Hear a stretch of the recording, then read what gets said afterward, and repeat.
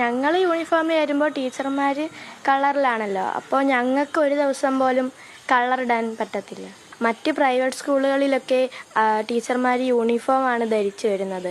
അതിനാൽ ഗവൺമെൻറ് സ്കൂളുകളിലൊക്കെ ടീച്ചർമാർ യൂണിഫോം ധരിച്ചാൽ നല്ലതായിരിക്കും. വിദ്യാർത്ഥികൾക്ക് മാത്രം മതിയോ യൂണിഫോം, അധ്യാപകർക്ക് വേണ്ടേ? ഈ ചോദ്യം 6ാം ക്ലാസ്സിലും 1ാം ക്ലാസ്സിലും പഠിക്കുന്ന 2 കുട്ടികളിൽ നിന്നുണ്ടായത് കേട്ടോ. കൊല്ലം സ്വദേശികളായ വരദ ശാസ്ത്രിയും വേദശാസ്ത്രിയുമാണ് ഇങ്ങനെ ഒരു കത്ത് വിദ്യാഭ്യാസ മന്ത്രിക്ക് അയച്ചത്. ഈ കത്ത് മന്ത്രി ഫേസ്ബുക്ക് പേജിൽ പോസ്റ്റ് ചെയ്തിട്ടുമുണ്ട്.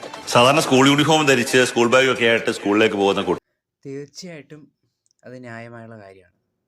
തീർച്ചയായിട്ടും അധ്യാപകർക്കും യൂണിഫോം വേണം. തീർച്ചയായിട്ടും അവർ തിരിച്ചറിയണം, അവർ ഇന്ന സ്കൂളിലുള്ള ആൾക്കാരാണെന്ന് തിരിച്ചറിയണം.